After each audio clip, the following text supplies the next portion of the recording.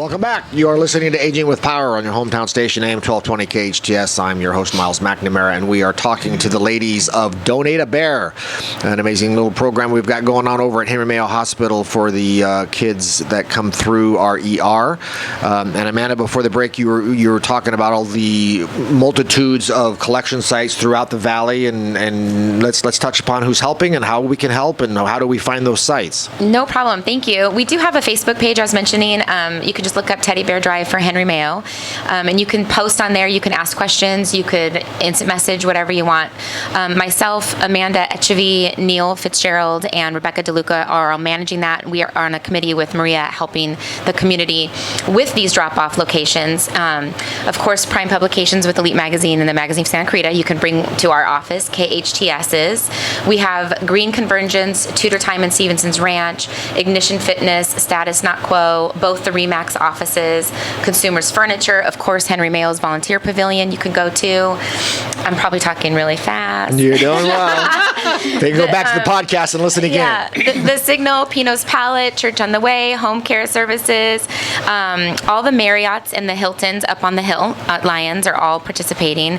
And Pamela Johnston's Dance Studio, Coldwell Banker, Vista Realty. I'm sure there's a few more that I might have missed, but those are all. Comfort Keepers and Home Care on that on Lions Avenue. Comfort Keepers will definitely be a collection site for you. Thank you. Yeah, so you can go to any one of those places to drop off, or like I said, reach out to us on Facebook. There's a flyer all over the place. My phone number's on it as well as Maria's. You can reach out to us. They do have to be new. I want to emphasize that. They have to be new. The Assistance League will be happy to take any other stuffed animals because I know that they do something and they help with the community as well. But ours have to be new because you can't give a sick dusty bear to a sick child in the ER. You just can't do it. Right. I know Jackie can tell us a little bit more about that. That's a good point. I hadn't even thought about that. But and we also we do have several Girl Scout troops that have contacted us that are going to be doing it within their own troops and dropping them off at the hospital. So they're already getting on board with it as well. That's awesome. And Jackie, again, as the director of trauma and emergency services, you see firsthand how these bears affect the kids. So why don't you talk a little bit about that and then kind of elaborate on your pediatric certification over there and what you have rolling. So Henry Mayo is an emergency department that's approved for pediatrics. And as I said earlier, our volume is really increasing with our growing community and a growing pediatric population in the area. But the look on the children's face when they received a stuffed animal and a bear is priceless. And these little children are in a foreign environment. They're sick. They don't feel well. They're surrounded by strangers. And there's just something about the look of a stuffed animal that they gravitate right to. And these bears are crushed in these little kids' hands, and you see them holding on to them when they go for procedures or if they're having blood work done or getting medications. And it also helps the families, the parents. The parents are stressed about this situation, so now they have a child that is happy in that moment in time, and it just makes the whole visit go so much smoother. I think another thing is we have a lot of adults that come in very sick with their children, and the little children don't know what to do. So again, we're able to comfort them by giving them a bear when they see a scary situation happening with their mom or dad or loved one of their family. Mm-hmm. But words cannot describe, and Maria can tell you that I'm always calling her because I check every day, and I always check on Fridays because weekends are busy with children, and I want to make sure we have enough. So I'm calling her all the time saying, need more, because I'm short on space, but I have one space that is designated just for these stuffed animals. And that's why we do it for the entire month, where Maria just started it as a day, but we went for the entire month to really give everybody time to collect. And also it's after Easter, you can get a lot of these bears on sale. And that's why it's important to do the collection in bulk, if you will. So it's the entire month of April this program's running. And I actually want to say a shout out to Camelot Movers, who actually is going to be, they're helping us this year storing all of them because we do want to reach our goal of 10,000. Billy Cornfeld. Yeah, so they're helping us with storage. So when Jackie calls Maria takes a quick drive over and we'll collect them and bring them back. And the volunteers actually get them all together and get them prepped.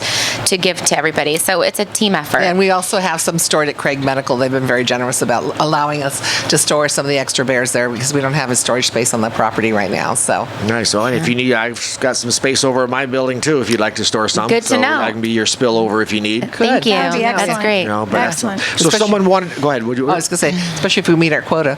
Right.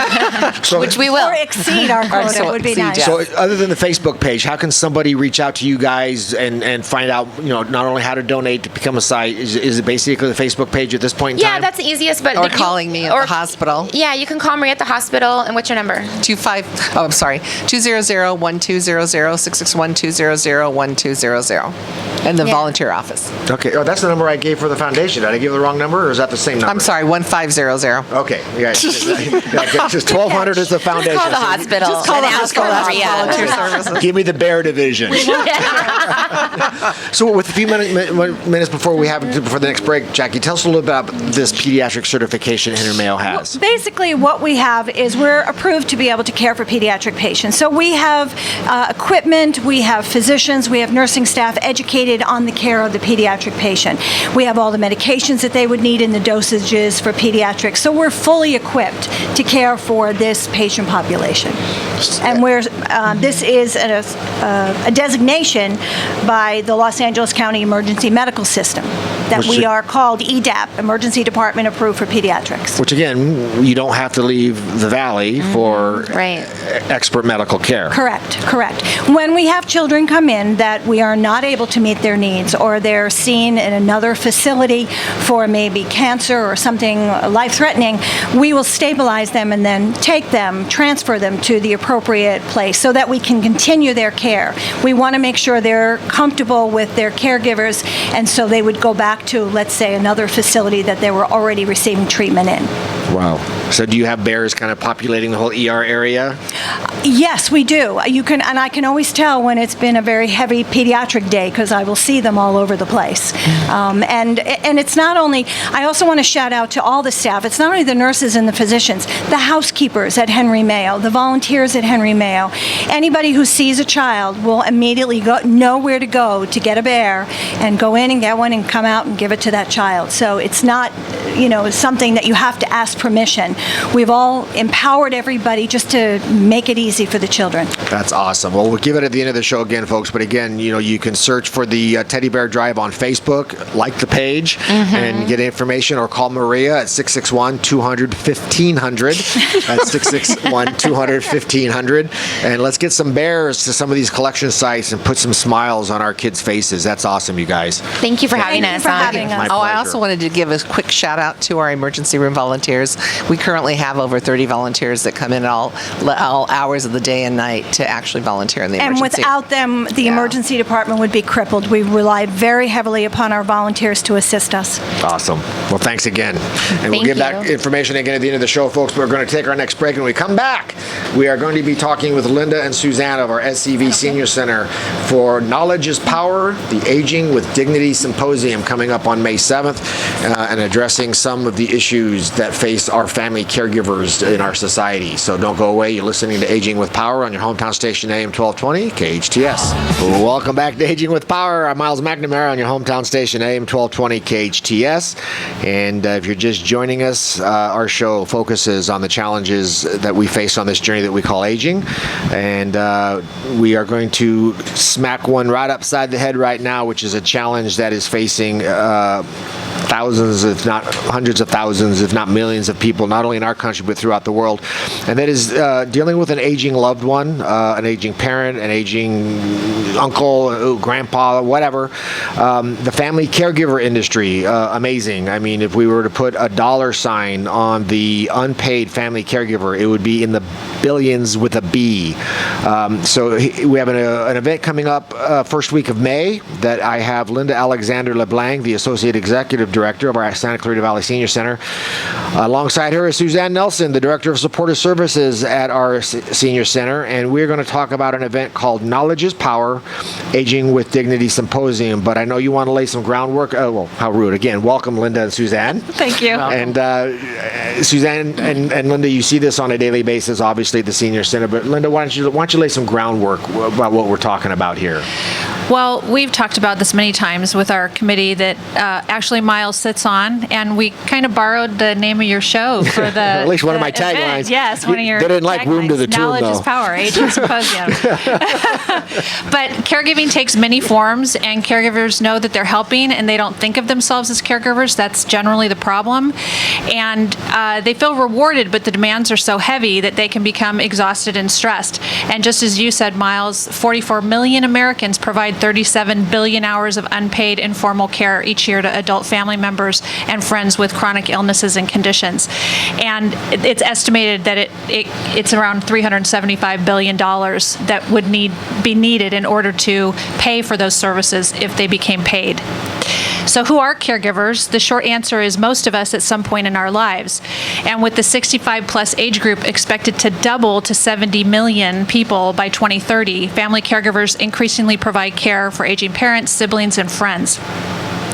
For some people, caregiving occurs gradually over time. For others, it can happen overnight. So what are these effects of caregiving? Recent medical advances, short hospital stays, increasing lifespans have increased the caregiving responsibilities of families. And family caregivers are being asked to shoulder greater burdens for longer periods of time. So these caregivers are at risk for high levels of stress, frustration, anxiety, exhaustion, anger, depression. In addition, most caregivers are ill-prepared for their role and provide care with little or no support. So this is where our event comes in. Our event is here to provide that support. And because the multifaceted role of caregivers, they need a range of support to remain healthy, improve their caregiving skills, and remain in their caregiving role. Services that improve caregiver depression, anxiety, and anger benefit both the caregiver and the care recipient. So our event is to provide that support and that education for the caregivers who are out there dealing with their day-to-day anxiety, depression, their stress of caring for that loved one. And we hope that caregivers who don't think of themselves as caregivers will attend this event. Well, it's interesting because there's a quote that I used in one of my presentations when Jimmy Carter was president. First Lady Carter, she made a statement or a quote that said, there's only three types of people in the world. Someone who is a caregiver, who needs a caregiver, or will need a caregiver. Yes, that's a great quote. And that's so true. And that's the reason, too, we talked a lot, and Maria sits on the committee with us as well, is that it used to be called Caregiver Resource Day. And it's interesting how many family caregivers, once they hear the term caregiver, they check out because, I'm not a caregiver. Right. You know, but if you care for someone on any level of activities of daily living, taking them to the doctor, whatever, if you assist them in any way, you are a caregiver. So we changed the name of the event. From Caregiver Resource Day to Knowledge is Power. I get royalties on that, right? Yes, you do. And Aging with Dignity Symposium. I think that comes from Oprah. I'm just saying. Oh, is it? Shh. Because I didn't say I didn't plagiarize.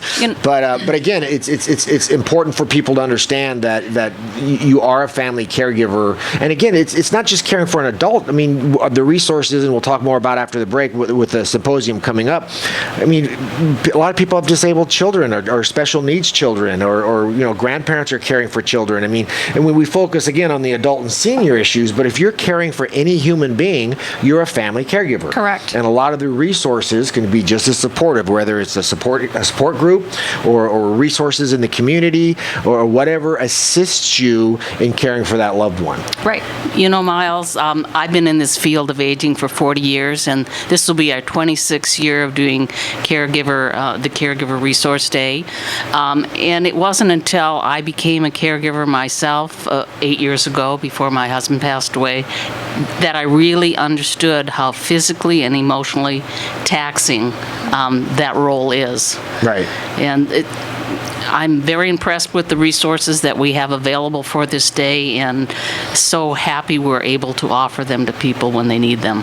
And we're going to dissect that event. Again, folks, mark your calendar for May 7th. We're going to take our next break, and when we come back, we will talk in depth about Knowledge is Power, Aging with Dignity Symposium. So don't go away.